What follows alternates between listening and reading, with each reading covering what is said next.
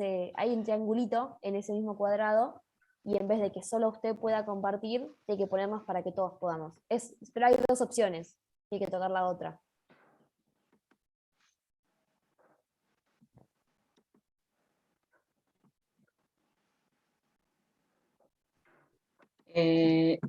Patrick, ¿vos sabés cómo se hace para que puedan compartir pantalla? Ahí no. No sé si tocarlo, pero ahí pude, sí. Bueno, perfecto. ¿Se ve ahí la estamos. pantalla? ¿Todos ven? Sí, profe. Sí, se ve. Buenísimo. Sí. Profe, vamos a hacer tipo, vamos a contar, no sé, la biografía, o sea, vamos a hacer tipo un recorrido de diferentes ámbitos de la vida. Perfecto. Yo ya pongo a grabar. Recording in progress. Buenísimo, las escuchamos, chicas. Bueno, primero vamos a empezar a contar más o menos quién fue Salvador Dalí, que bueno, nació en el año 1904 y falleció en el año 1989. Bueno, fue un pintor reconocido español del siglo XX, que también se desempeñó en el ámbito de la escultura, de la grabación, de la escenografía, de la escritura, y que fue el representante más conocido del movimiento surrealista europeo. Este movimiento tenía como medio para liberar la imaginación el inconsciente, y se oponía al racionalismo y al realismo literario, ya que decían que la mente consciente como que reprimía la imaginación y la creatividad. Por todo esto, el surrealismo se hizo el movimiento más influyente de este siglo, y que tuvo como, bueno, como dije anteriormente, su pionero que era Dalí, que era sobre todo reconocido por su arte salvaje y por su personalidad, que como que se opuso a diferentes surrealistas, y se involucró con diferentes aspectos del arte que él ejercía, y los adoptó para el surrealismo. Bueno, también es importante decir que se opuso como al arte tradicional y a los políticos, y así formó y creó sus obras más famosas y conocidas del siglo XX. Para conocer un poco más su historia, podemos decir que cuando tenía 12 años descubrió el movimiento impresionista, el impresionismo, francés, y se hace impresionista. Es decir, que este movimiento lo que sostenía es que a través de la luz se podía mostrar la belleza de la pintura. Luego, a los 14 años, conoce a Picasso y se hace cubista, es decir, que utiliza formas en sus pinturas, y a los 15 años se hace editor de la revista Stadium. Bueno, también se relacionó con Pablo Picasso y con Joan Miró.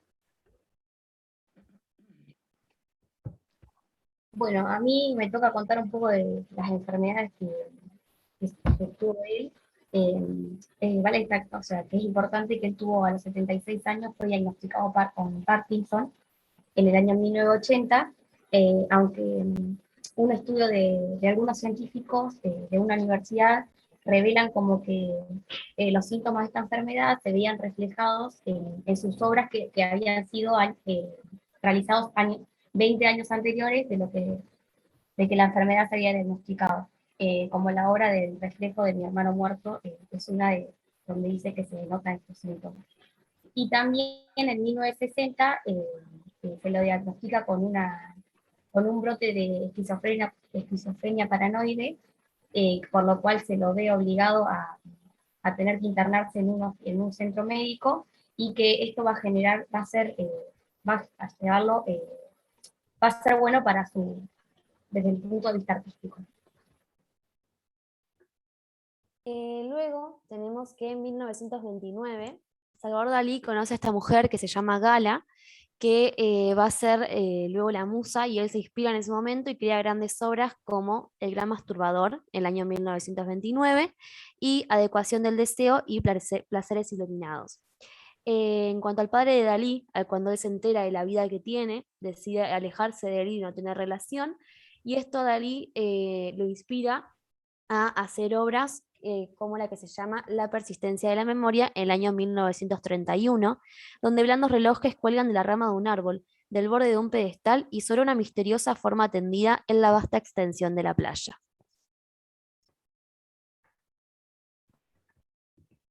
Bueno, existe una relación entre el surrealismo y el psicoanálisis que se basa fundamentalmente en que Dalí tuvo conexiones con André Breton, que fue un poeta surrealista, fue el precursor del surrealismo, a partir de una obra, y ambos fueron influenciados por Sigmund Freud y por sus nuevas comprensiones sobre el psiquismo humano, el arte y la creatividad. Esto lleva a que Dalí se sienta muy influenciado por el psicoanálisis en el plano de su vida cotidiana y lleva a que teorice un nuevo método denominado método paranoico crítico, que es una propuesta que él crea y pone a la vista la paranoia al servicio de la creatividad. Este método es retomado por Lacan muchos años después, pero en ese momento se dice que a partir de este método Dalí crea las mejores obras o las más reconocidas obras de su vida, y también define el método crítico como un sistema espontáneo de conocimientos irracionales basados en la asociación interpretativo-creativa de los fenómenos delirantes. Esta metodología o este método define la idea de un alejamiento de la realidad física en favor de la realidad mental. Gracias al uso controlado de las alucinaciones y del sueño, los objetivos de la vida cotidiana se convierten en íconos del deseo y temores del ser humano. Por eso, Dalí, en sus obras, muestra la vida erótica, sus fantasías y sus deseos, queriendo plasmar sus sueños pintados.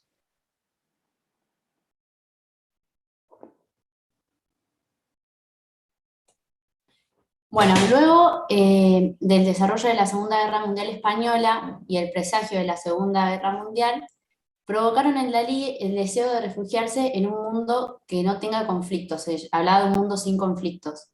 Entonces deja de lado la experiencia surrealista y comienza a retomar la iconografía renacentista y se comienza a interesar por el valor económico de sus cuadros.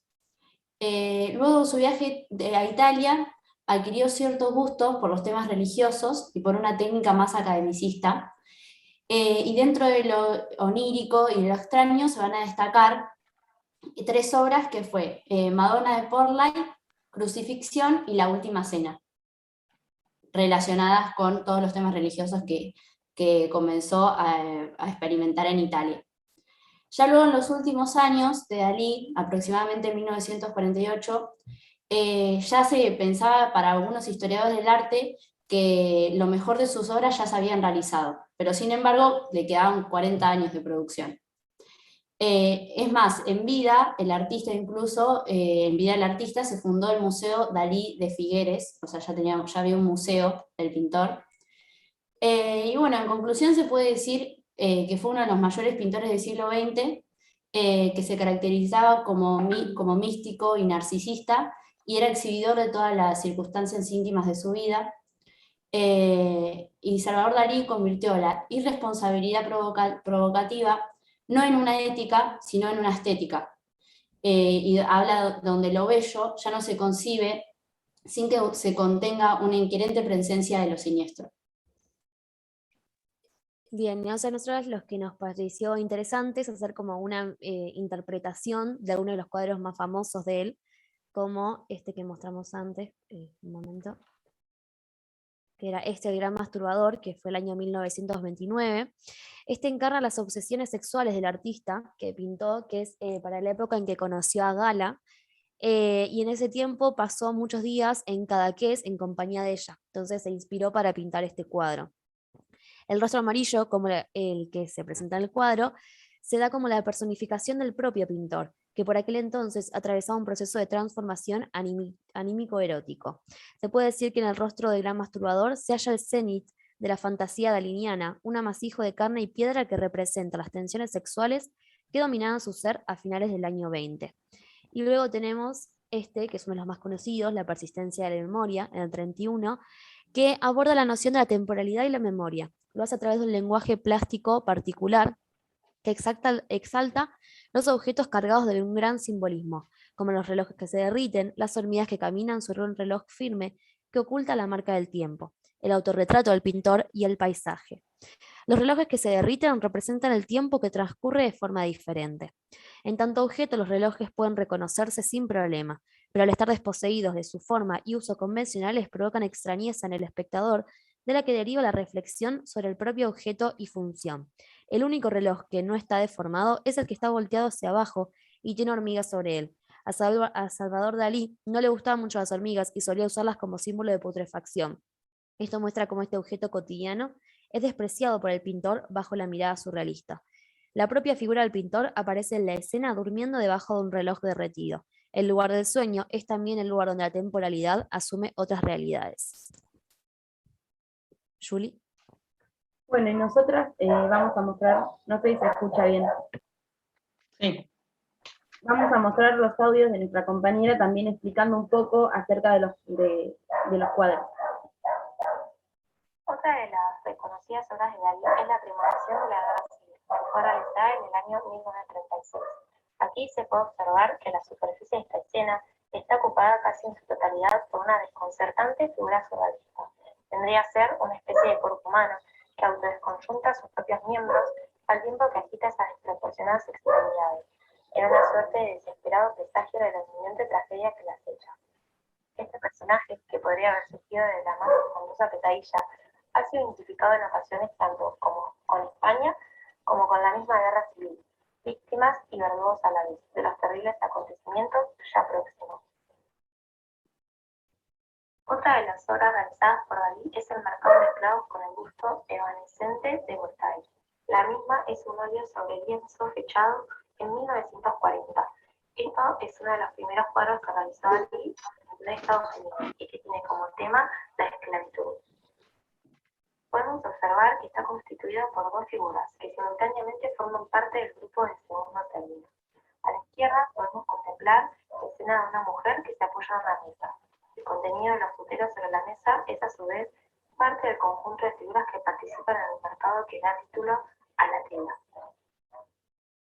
Por último, podemos hablar del detalle de la última cena, una obra realizada por Dalí en el año 1955. En la escena se mezcla el gnosticismo religioso con una composición onírica, característica de dicho pintor.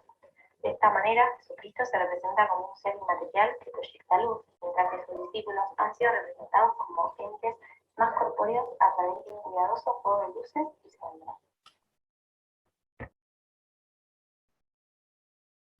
Muy bien. Bueno, buen trabajo, chicas. Muy bueno. Muy bueno. Hay gente todavía. Me gustaría que pregunten, si tienen algunas preguntas, algunas cosas también a mí me surgen del trabajo, pero primero vamos a escuchar a las compañeras, a ver si hay alguien que quiera preguntar o decir algo. Yo tengo una duda. A ver, Camila. Hola, profe, ¿cómo estás? ¿Qué tal? ¿Cómo estás, Camila? Bien, bien. Estaba esperando acá en la cola. Es que tengo un problema con el wifi, pero estuve esperando. Acá estoy. No sé qué dijiste recién. Lo que quieran preguntar en función del trabajo. Ya expuso un grupo, me dijeron mis compañeras. Yo la verdad es que no escuché la exposición porque no estaba. ¿Alguien que quiera preguntar algo? ¿De qué fallece Dalí? Pregunta una compañera, Agustina Puley.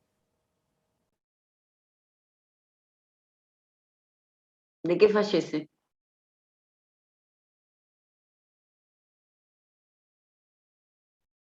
¿Las del grupo? De un paro cardíaco. Sí, perdón, profe.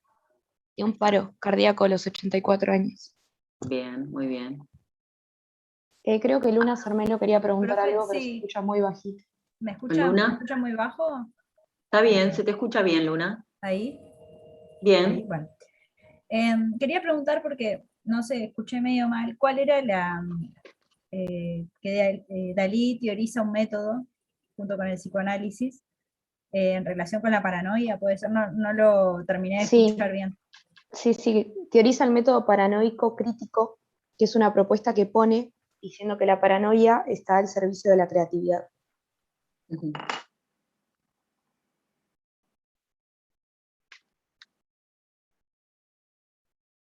¿Algo más?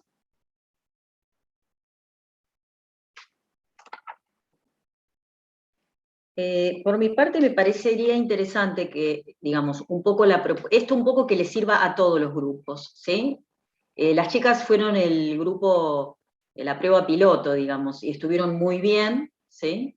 Y está bueno que sobre el trabajo que ustedes hicieron podemos ahí como afinar algunos detalles, ¿sí? Sobre la presentación. En primer lugar, el trabajo tiene que estar enfocado en el arte, ¿sí? En cuál es la función social que tiene el arte, y en todo caso, qué función cumplió en la vida de Dalí el arte, ¿sí? Más allá de todo lo que ustedes explicaron, que estuvo muy bien. Hay algo muy importante en la vida de un artista, y es la biografía. Particularmente Dalí nació después de un hermano muerto, y lleva el nombre de su hermano muerto, y esto no es poca cosa, ¿sí?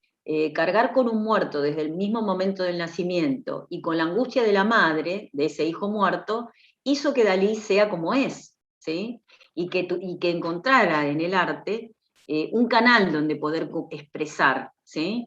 Dalí ya era un chico raro desde muy pequeño, tenía cosas, digamos, tenía pocos amigos, hay características de la biografía del autor que es muy importante tenerlas en cuenta, ¿sí?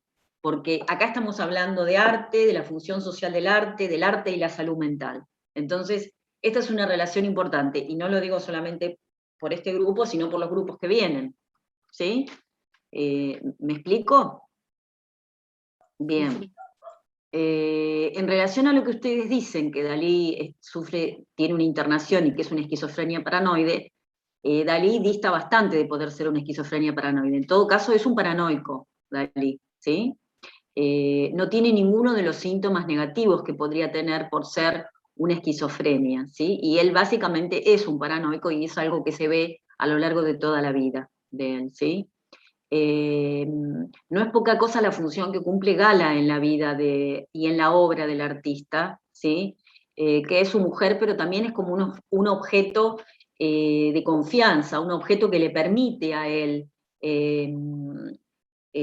no solo que la expresa en gran parte de su obra, y que le da una connotación mística a Gala en gran parte de su obra, sino que ella es la que hace de él un artista comercial, ¿sí? Porque ella es quien de alguna manera se ocupa de comercializar las obras de Dalí, y que Dalí sea lo que es, ¿sí? Y es un objeto de confianza. En este sentido, es alguien que le ha servido a Dalí para mantener también su equilibrio mental y para tener una producción como la que tiene, ¿no? Artística. Ella fue gran parte, un pilar en la vida del artista y en la obra del artista.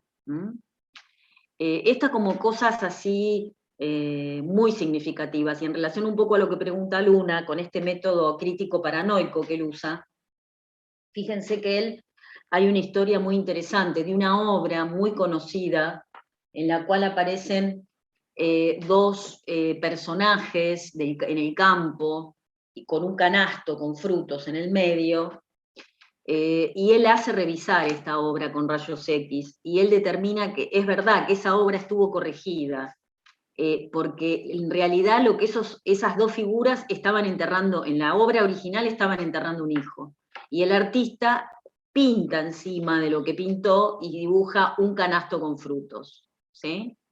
Y esto es algo que él deduce a partir de este método crítico paranoico. Es muy interesante averiguar más sobre este aspecto que él utiliza, no solo para su obra, sino para la vida en general, ¿no? Es un poco irracional lo que él manifiesta, pero bueno, como toda la irracionalidad forma parte de su obra y de su vida, también tiene un ingrediente constructivo, esto que él utiliza, y tiene que ver específicamente con algo que él utiliza para determinar el origen y el cambio que un artista del Renacimiento había hecho sobre su obra original, ¿sí? que pudo ser finalmente comprobado.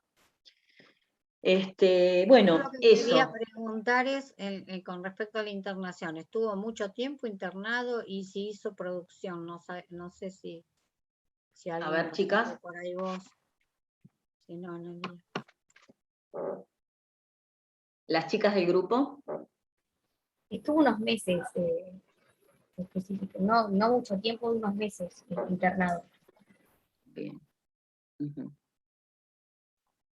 Bien. Ustedes saben que hay dudosa procedencia, ¿no?, de mucha de la obra de Dalí. Él tenía siempre mucha gente joven en su atelier y muchos dicen que los ponía a pintar y él solamente, o sea, firmaba las obras, porque sobre el final se había puesto extremadamente comercial, ¿no es cierto? Él había visto que sus obras valían millones, así que se había puesto muy, muy comercial. Y hay dudosa procedencia sobre gran parte de la obra de Dalí. Pero bueno, las obras están firmadas por él, ¿no?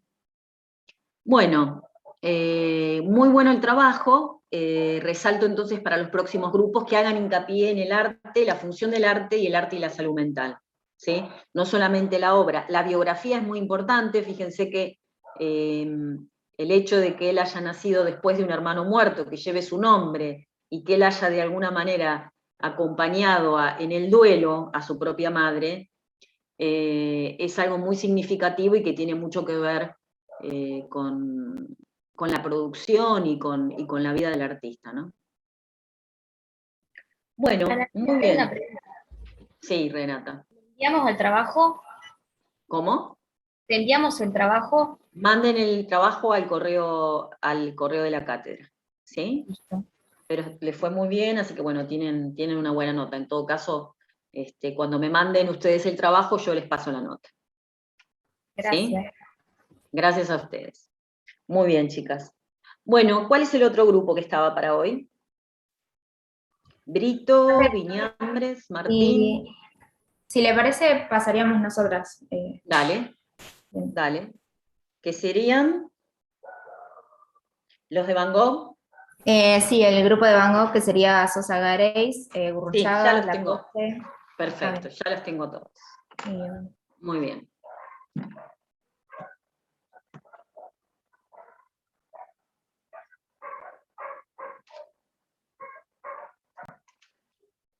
Muy buena. Bueno, cuando quieran empezamos. Ya pueden empezar.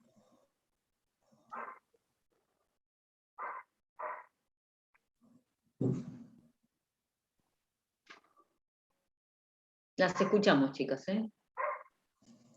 Bueno, primero vamos a presentarles un proyecto sobre Van Gogh. Vamos a empezar iniciando sobre qué es el arte y hablando sobre las motivaciones del arte.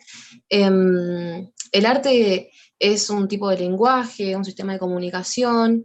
La idea del arte es transmitir ideas, sentimientos. Es esta conexión de lo que hablábamos en la anterior clase, de cómo está relacionado el arte con la expresión. Y a diferencia de cualquier otro tipo de lenguaje, la comunicación, el arte puede ser algo más subjetivo también, puede interpretarse de distintas formas.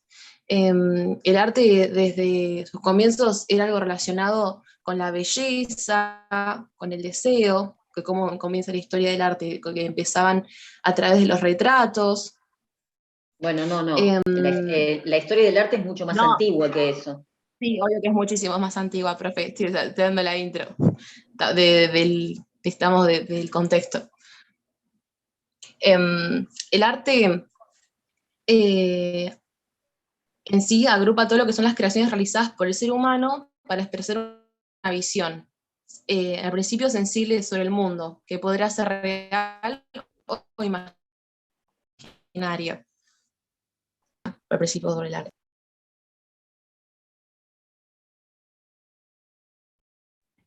Bueno, a ver. Perdón.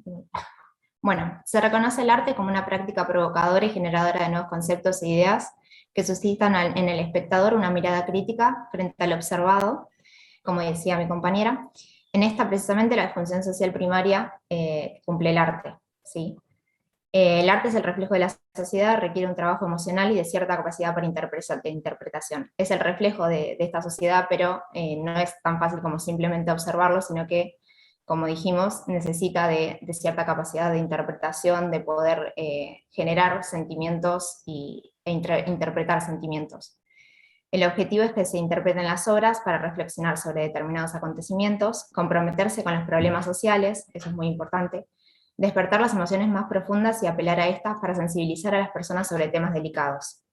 Se trata de una democracia aplicada, concreta y real. A través del arte somos libres de expresarnos, más que un patrimonio cultural sirve para crear una memoria colectiva.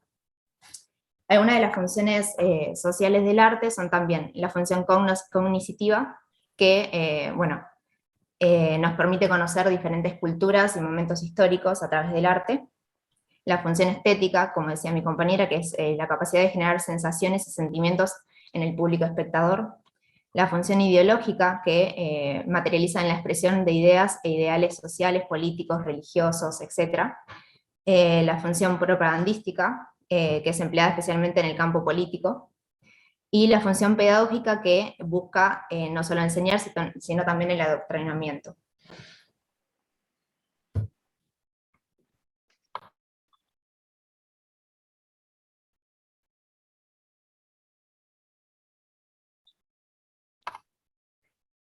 Bueno, como artista elegimos a Van Gogh, fue un pintor holandés y uno de los principales exponentes del post-impresionismo. En su breve carrera duró apenas una década y creó casi 1000 pinturas, desarrolló un estilo sumamente personal, expresaba intensas emociones a través de colores vivos y una pincelada vigorosa. Una figura central en su vida fue su hermano Theo, quien le prestó apoyo financiero y motivó a que él comenzara con su carrera artística. Desde joven tuvo una inclinación hacia el dibujo, su primer trabajo fue en una galería de arte, luego se convirtió en un pastor protestante y a la edad de 26 años se marchó como misionero a Bélgica, donde comenzó a pintar sobre la comunidad local. En el año 1885 pintó su primera gran obra, que era Los comedores de patatas, y en ese momento su paleta se componía principalmente de colores sombríos, oscuros, y la preferencia por los colores vivos, que es la que vemos después, que es por la que él se hizo conocido, surgió cuando se trasladó a Francia. Acá pusimos dos obras de él. Su llegada a París en el año 1886 fue un momento crucial en su pintura. Sus oscuros cuadros campesinos fueron reemplazados por coloridas obras por las que pasó a la posteridad. Pusimos Los comedores de patatas, como dije, fue su primera gran obra en el año 1885, donde vemos una obra mucho más oscura, poca gama de colores, y pusimos luego La noche estrellada, que es posterior a que él vaya a París, en 1889, perdón, y se ven gamas de azules, hay amarillo, muchos colores que no se ven en la obra anterior. Sí, una técnica también muy diferente a la que era previamente, era más realista, más concreta, pasa a ser mucho más creativa, por así decirlo. Bueno, Gauguin en el año 1888 realizó un retrato de Vincent Van Gogh pintando girasoles, donde él creyó haber representado su locura. Luego de la mutilación de su oreja,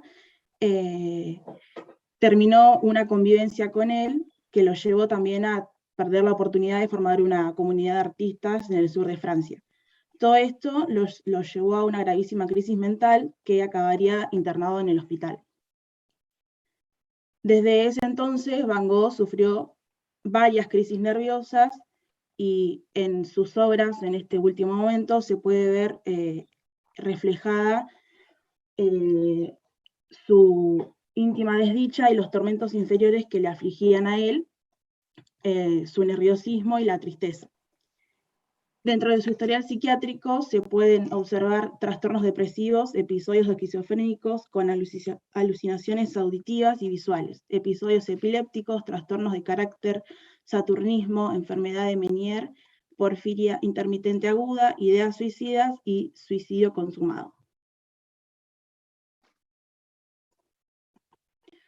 Mucho se ha hablado de su turbulencia vida y su locura, de la famosa oreja y de su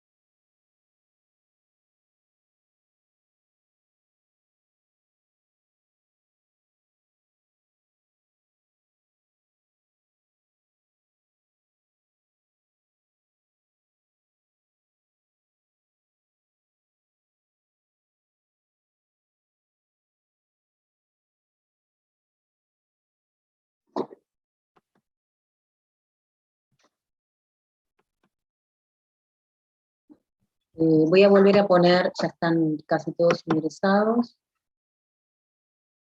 y voy a poner ya a grabar. Primero, ¿quieren que compartamos la...?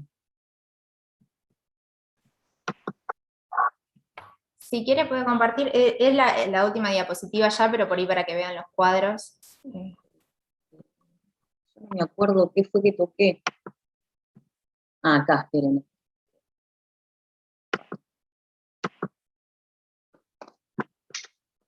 Ahí van a poder compartir. ¿Sí? ¿Pueden compartir?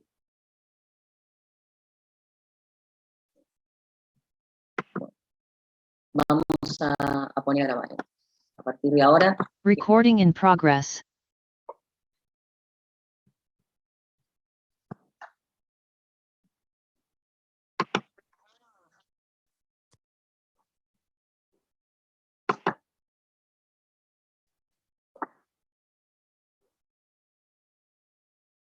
Bueno, las escuchamos, chicas. Acá por último pusimos 3 obras, que son 2 de ellas autorretratos. Uno fue pintado en 1890. Hay 2 autorretratos. El primero es el más reciente, el más antiguo, y en el segundo se puede ver cómo él se veía con su oreja cortada, la famosa oreja de Van Gogh. Y el tercero es Sembrador con el sol poniente en 1888. Se puede ver cómo va variando también su percepción de sí mismo, porque si vos ves los cuadros parecen diferentes personas directamente. Claramente tenía una percepción tal vez cambiante de cómo se veía, cómo lo veía el resto también. No sé si mis compañeras quieren aportar alguna cosa. Algo que mencionamos, que era lo de la figura de su hermano Teo, su hermano menor. Él fue la figura más importante de su vida y tenían una relación casi simbiótica. Su hermano era el responsable de internarlo en el psiquiátrico, fue el que le impulsó su carrera como pintor. Quien lo mantuvo. Claro, que lo mantuvo durante toda su carrera, porque él en realidad era dibujante y fue el hermano el que le dio la idea de empezar a pintar, que bueno, fue el que empezó todo básicamente.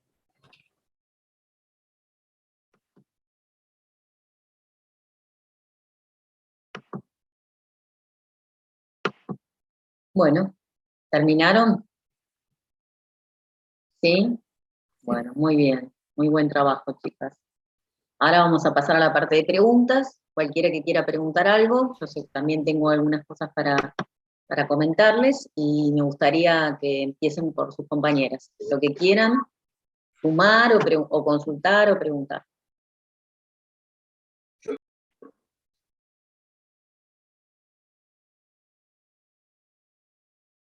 Escuchamos. Juliana, Manuela, no sé, ahí que estaban, ¿quieren preguntar algo?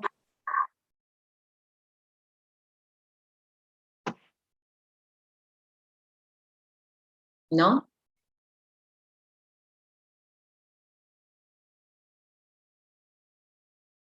¿Preguntas?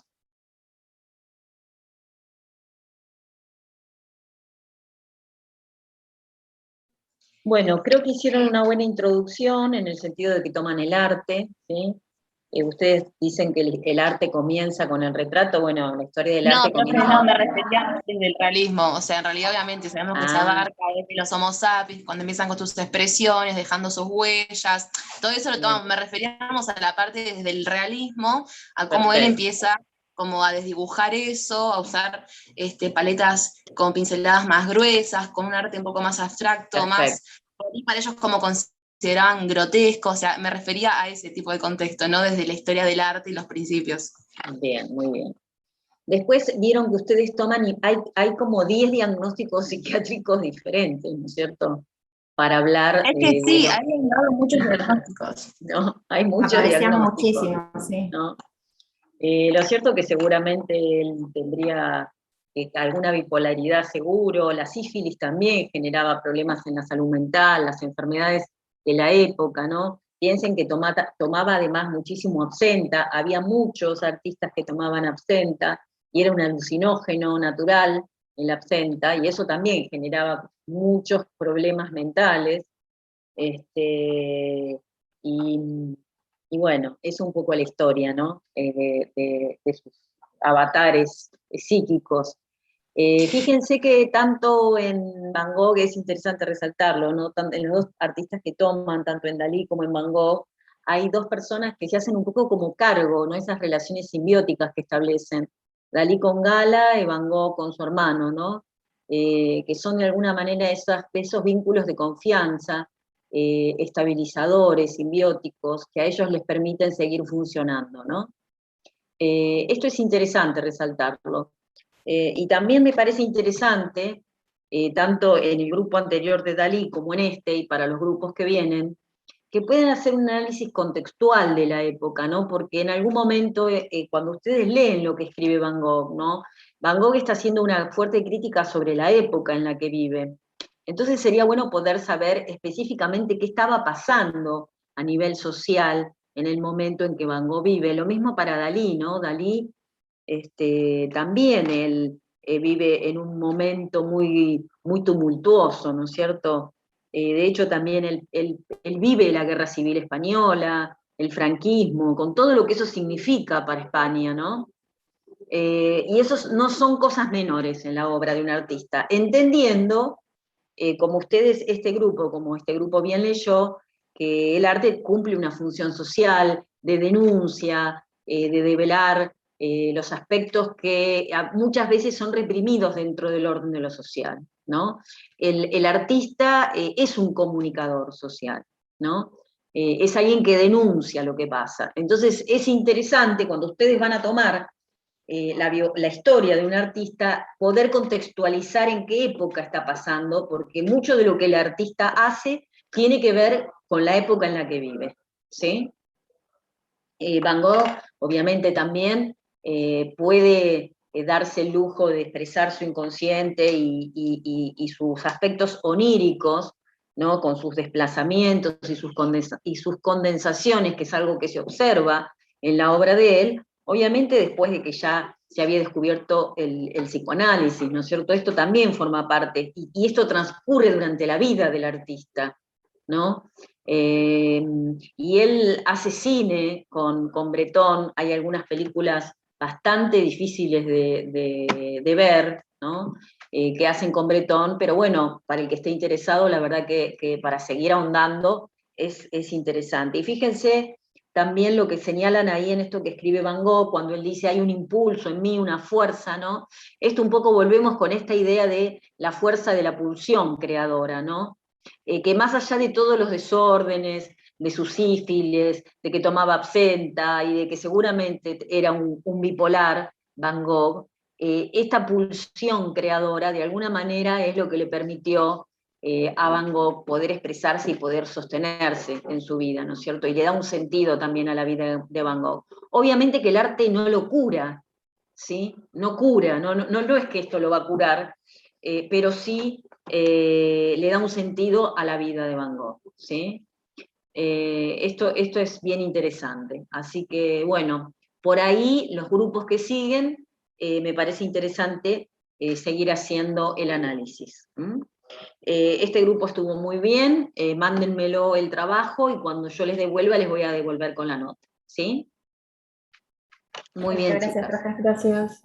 Bueno, tenemos otro grupo que también toman a Dalí, que es Brito, Viñambre, Martín.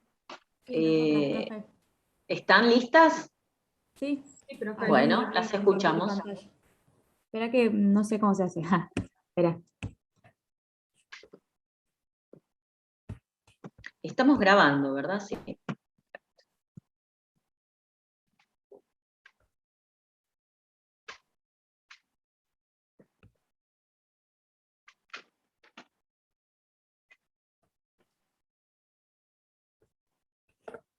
¿Ahí están viendo mi pantalla? Sí, perfecto.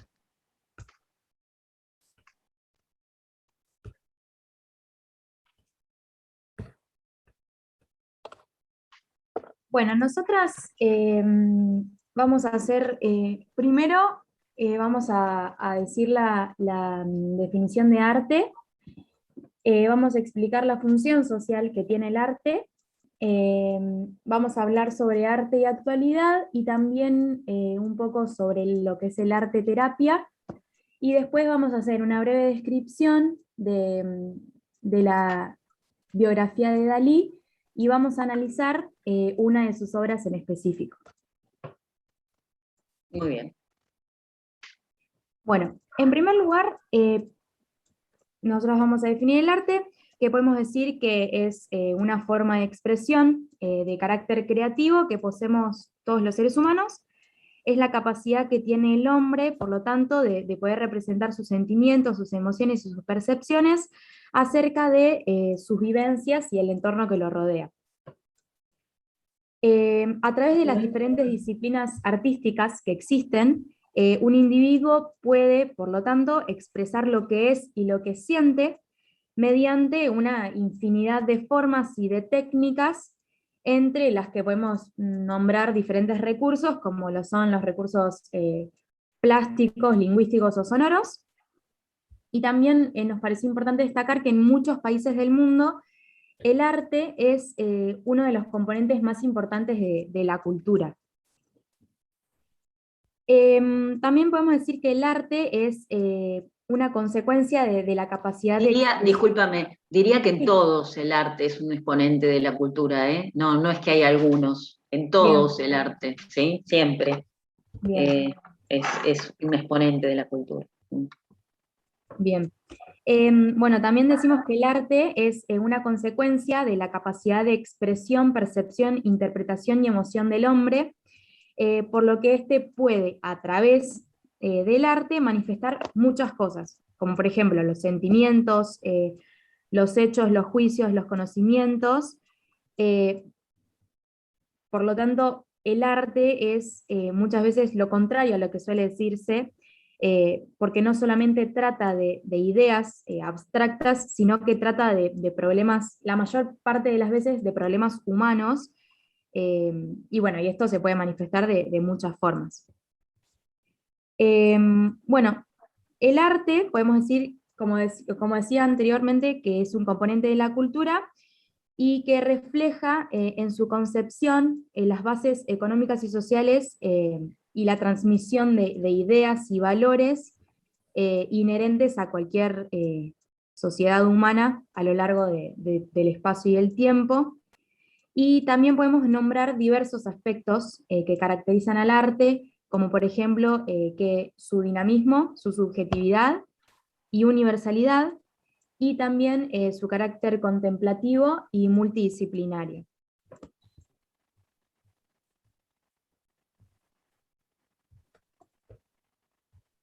Decir que el arte social se considera como una formidable herramienta de denuncia social. Los artistas con sus obras apelan a los sentimientos más profundos del individuo, para de ponerse en el lugar de alguien o para que sea empático. El arte es el espejo de la sociedad, pero se refleja de manera no siempre inmediata. Inmediatamente, comprensible, y por eso requiere un trabajo emocional y cierta capacidad de interpretación de la misma. La función social que cumple el arte varía de acuerdo con los intereses particulares de la sociedad en un momento específico, y que es la misma sociedad la que determina las funciones de las imágenes.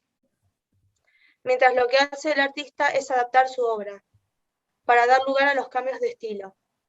Las relaciones entre el arte y la sociedad a menudo quedan ilustradas y demostradas por las propias obras de arte. También el conocimiento de aquellos aspectos sociales que se relacionan con las obras nos ayudan a comprenderlas mejor. Podemos decir entonces que el arte ayuda a reconstruir el tejido social. Este debe ser parte de la canasta básica de la vida.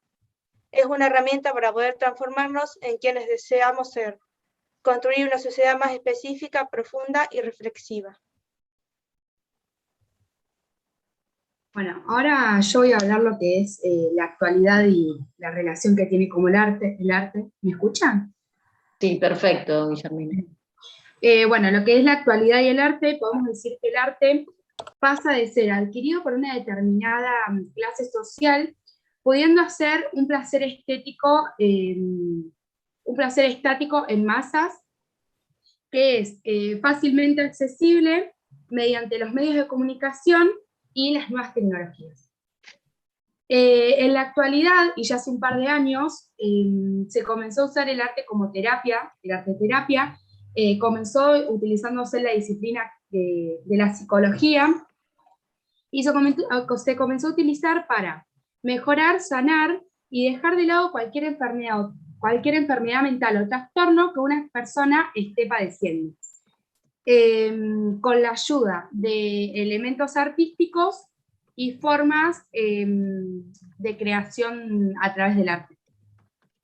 El arte-terapia es una técnica que se hace mediante 3 canales, que es el terapeuta, el arte y el paciente.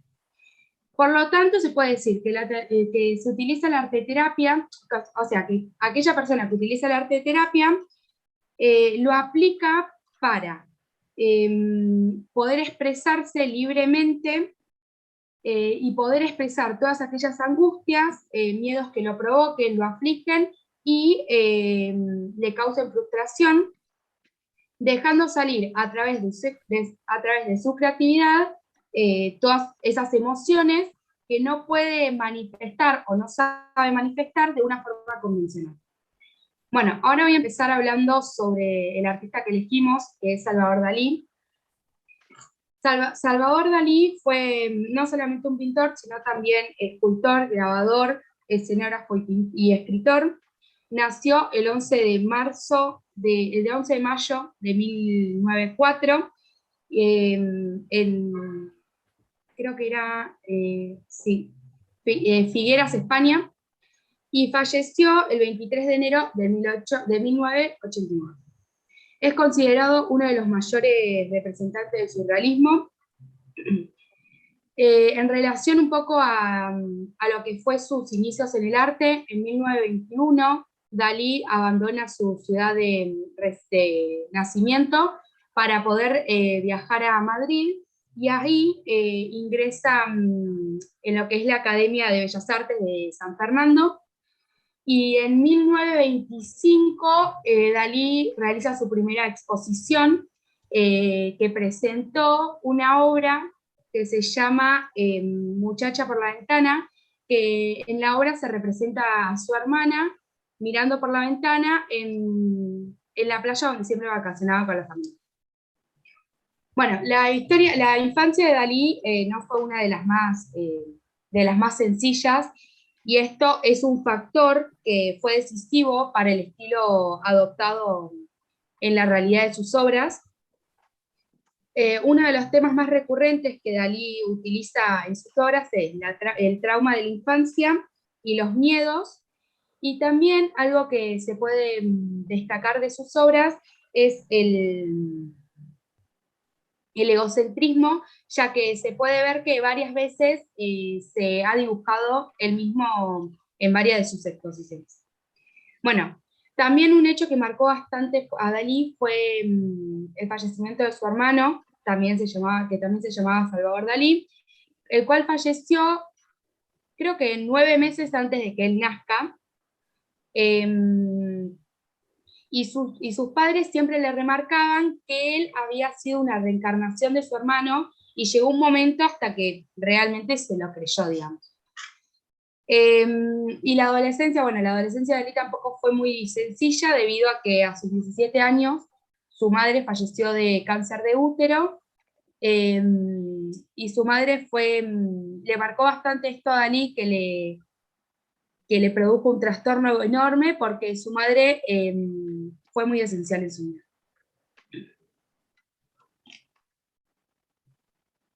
Bueno, yo voy a seguir hablando en respecto al movimiento artístico que caracteriza las producciones del pintor.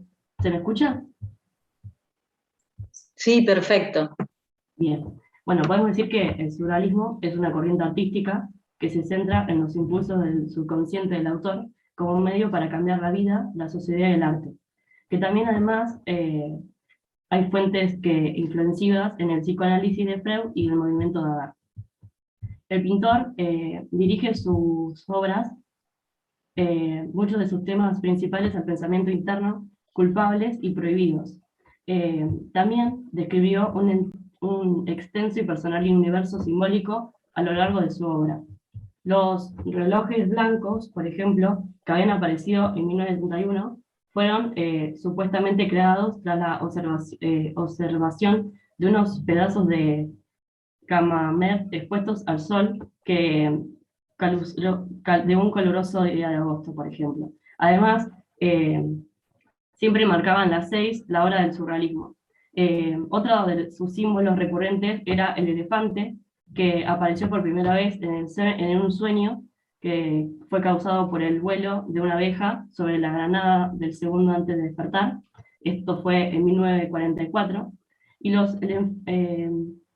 Y por último, los elefantes daliananos, inspirados para los obeliscos de Pisa, suelen aparecer como patadas largas, casi invisibles de deseo. Otro de los símbolos recurrentes que se pueden observar en sus obras es el huevo. Es como enlaza como los conceptos de la vida prenatal intrauterina, y a veces se refiere a un símbolo de esperanza y el amor. Y así es como lo interpreta en su metamorfosis del narcisismo. También recurrió a imágenes de fauna a lo largo de toda su obra, donde las hormigas son como símbolos de muerte, corrupción y un intenso deseo sexual. Por ejemplo, también el caracol como cabeza humana y las langostas como un símbolo de decadencia y terror.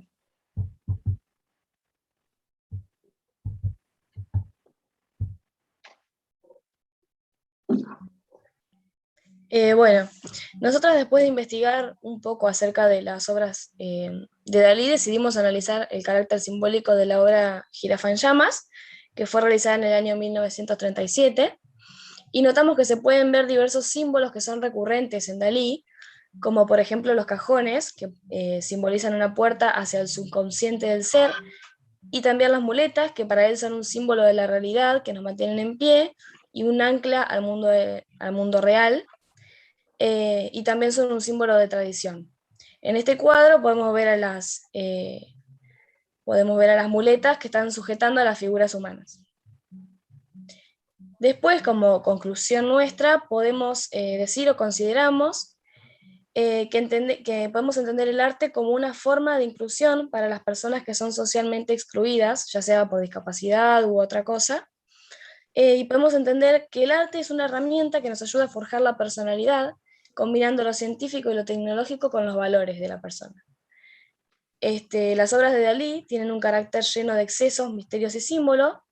Esto nos puede llevar a pensar en qué miedos, traumas o qué pensamientos tenía el pintor a la hora de realizar sus obras. Muy bien, chicas. Muy bien. Bueno, buen trabajo, muy buen trabajo. Bueno, las compañeras que quieran preguntar. No sé cómo dejar de compartir. Okay. A ver quién la ayuda. @ dejar de compartir. Acá, ahí está. Eso, perfecto. Muy bien. ¿Qué quieren preguntar los compañeros? Profe, viste que en un momento las chicas dijeron que algunos países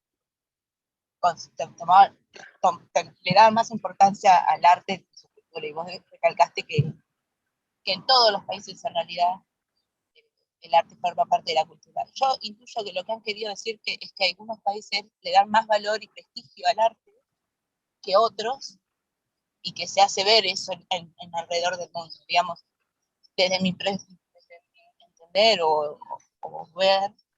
La Argentina, no sé si es un país que le pone mucho énfasis e interés al arte, y sí, por ejemplo, el deporte, o cierto deporte, como por ejemplo, digamos, yo tal vez han querido decir algo de eso, ¿o no?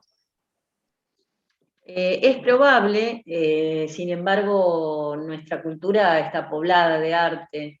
y de cosas que son, y de expresiones artísticas que además tienen que ver con nuestra identidad, ¿no es cierto? No sé, sin pensarlo demasiado se me ocurre pensar en el tango, ¿no? Se me ocurre pensar en Quinquela Martín y en La Boca, que representa... Molina Campos, ¿o no, profe? Molina El Campos también campo, ¿no? El campo se ve plasmado en Molina Campos, las características de La Boca, de un barrio típico en Quinquela Martín, o sea, todo el arte... ¿Pero es reconocido sigue mundialmente, profe, esta cultura detrás, digamos?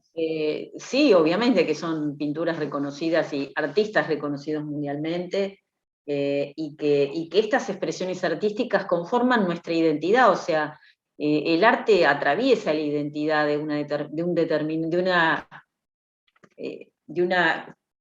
un país, ¿no? de un grupo poblacional, ¿sí? Así que, bueno, es difícil decir, bueno, a lo mejor sí puede ser que haya más presupuesto, o puede ser que uno vaya a un museo en Europa y que encuentre los chicos del Jardín de Infantes haciendo una visita guiada y hablando sobre Van Gogh, pero bueno, sí, en ese sentido a lo mejor, pero las expresiones artísticas, fíjense que ustedes salen a la calle y hay artistas callejeros y hay cosas increíbles pintadas en las paredes de la ciudad de Mar del Plata, y uno muchas veces se para frente a esos grafitis callejeros y queda asombrado con lo que ve. O sea, el arte nos rodea, uno va a una plaza y hay una escultura, ¿no?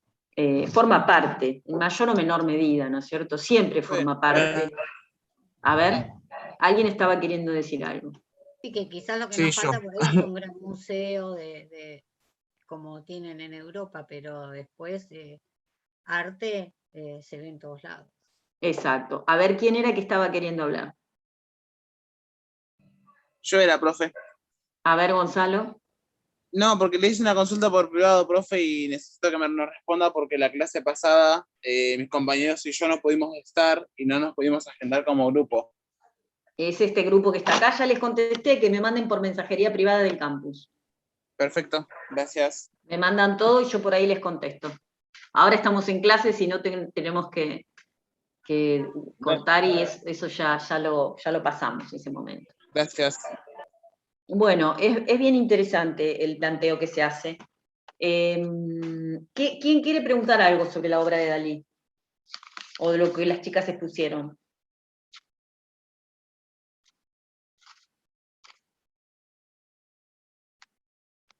Creo que este grupo, bueno, hizo un poco más de hincapié en lo que es el arte, un poco en la simbología. También tomaron, el otro grupo tomó lo que es la simbología de la obra, ¿no? Cuando hablan, por ejemplo, de los bastones, ¿no? Hay también una connotación de la impotencia sexual en esos bastones, ¿no? La obra de Dalí está plagada de simbología que tiene una connotación sexual, ¿sí? Y estos bastones, estas cosas que sostienen, que aparecen en toda su obra, ¿no? Los bastones plagan la obra de Dalí, ¿no? Bueno, un poco representan su impotencia sexual, pero también su impotencia frente a la vida, me parece, ¿no? Va más allá de la impotencia sexual. Un poco, ustedes hicieron, el grupo anterior hizo referencia a las patologías que padeció, o a la inestabilidad emocional, ¿no? Más que ninguna otra cosa de Dalí. Así que bueno, eso también es bien interesante. Bueno, ya estamos en la cuenta regresiva, no sé si hay alguien más que quiera aportar algo, que quieran decir algo. El grupo estuvo muy bien, me lo mandan y yo les voy a mandar la nota, ¿sí? Profe, ¿te lo mando por mail? ¿Cómo? ¿Por dónde te lo mando? Me lo mandan por el correo privado de la cátedra. Ah, ok, listo. ¿Sí? Bien. Pueden poner las asistencias, todos, con nombre y documento, que así quedan agendados para el listado de asistencia, ¿sí? Bueno, muy bien. Buenos trabajos. Para la semana que viene, recuerden reforzar la idea, un poco, el último grupo creo que reforzó esa idea, de entender más la connotación artística, social, la función, el arte y la salud. Y acá el último grupo tomó arte terapia, ¿no es cierto? Me gustaría que pudiéramos reflexionar estos últimos minutos. ¿Qué entienden? O sea, ¿qué diferencia hay entre el arte terapia, la terapia ocupacional? ¿Cómo podemos articular esto, ¿no es cierto?, del arte terapia y la terapia ocupacional? ¿Qué les parece? ¿Se escucha? Sí. Sí, perfecto. Por ahí a mí se me ocurre, así pensándolo ahora, que el arte terapia está por ahí más enfocado a la utilización específica del arte, ciertas técnicas específicas como terapia. Y la terapia ocupacional por ahí utiliza más herramientas, va por cuestiones más bien por ahí psicológicas, o sea, el arte también se usa como herramienta, pero no es lo central. Pero está en relación, pero no es lo central, porque es tomando el interés del individuo, digamos.